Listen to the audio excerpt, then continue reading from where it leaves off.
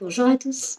Aujourd'hui, je réponds à une autre question fréquente qui est comment se déroule un soin psycho-énergétique. Alors, donc, pour ce soin, lorsque vous arrivez, on va faire ce qu'on appelle une anamnèse. Donc, je vais vous poser des questions, vous allez m'expliquer votre problématique et puis on va reprendre un petit peu les différents soucis de santé que vous avez pu avoir tout au long de votre vie, si vous avez eu des fractures, je vais vous demander comment vous dormez, comment vous digérez. Voilà, si vous avez des faits psychologiques importants à me communiquer, vous pourrez le faire à ce moment-là ou pendant le soin. Après, il n'y a pas d'obligation, bien sûr, mais par exemple, si vous venez de perdre un proche, voilà, quelque chose qui vous a affecté dans votre quotidien, la perte de travail, un déménagement, voilà. Bref. Ensuite, après cette période d'échange, on va passer aux soins. Alors, pour le soin, je vais tout simplement travailler sur chaque chakra du corps. Donc, sur notre corps, nous avons 7 chakras. Je suis en train de me dire que il faudrait que je vous montre ça. Hop. Alors. Voilà. Hop. Les 7 chakras.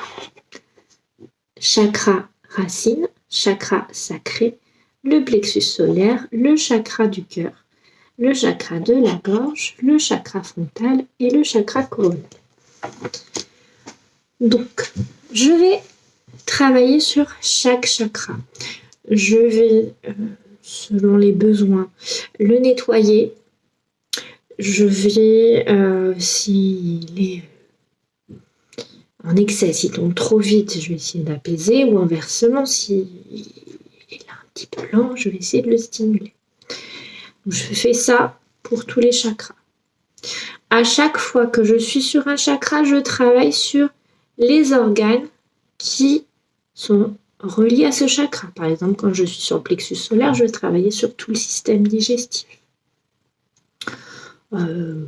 Quand je suis sur le chakra racine, par exemple, j'en profite pour faire les jambes.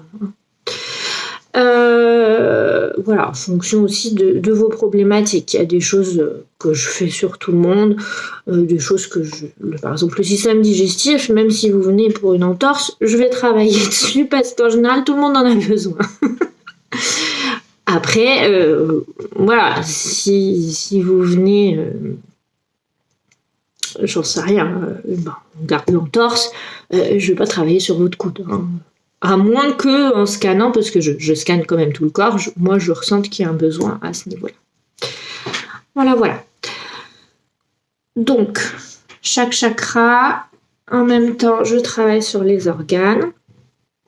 Une fois que j'ai tout terminé, je vérifie que tous les chakras tombent bien à la même vitesse, qu'ils sont bien harmonisés avec le pendule. Et puis je fais les petites passes de fin pour restimuler un petit peu, parce que des fois vous vous endormez, pas toujours, mais ça arrive.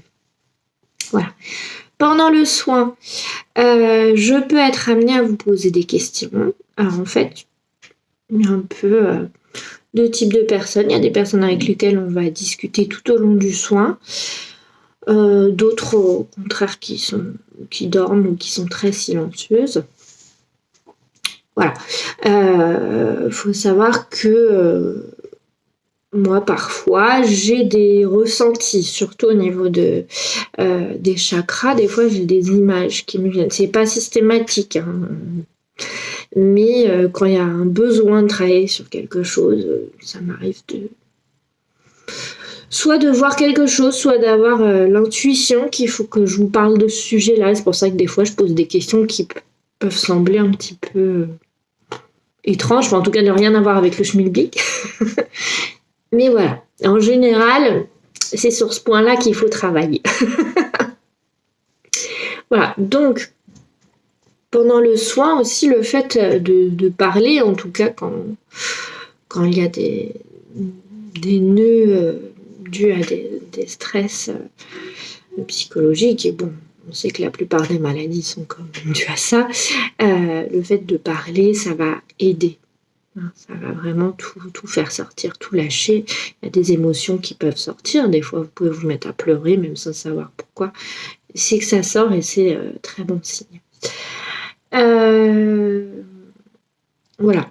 Il y a une chose que je n'ai pas dite, mais c'est que vraiment, on va essayer de comprendre pourquoi, si en tout cas vous venez pour une maladie, une pathologie physique, on va essayer de comprendre pourquoi vous avez développé cette maladie à ce moment-là. Donc, la plupart des maladies ont des symboliques.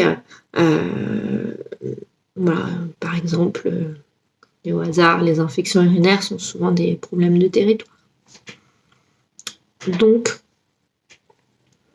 on va essayer de comprendre qu'est-ce qui dans votre vie fait qu'il y a un stress à ce niveau-là. Et du coup, vous avez développé cette pathologie. Ça va permettre d'aider à la guérison. Et il y a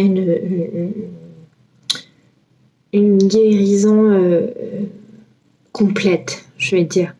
Parce que votre infection urinaire, vous allez aller chez le médecin qui va vous donner des antibiotiques.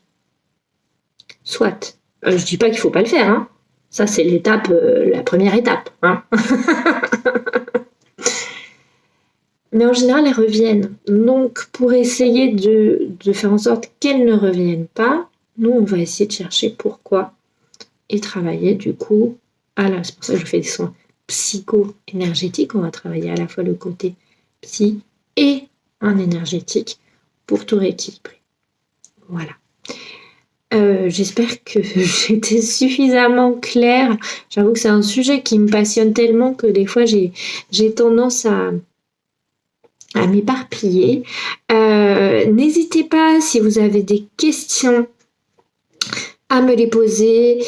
Si vous voulez que j'aborde d'autres thèmes dans d'autres vidéos, c'est pareil.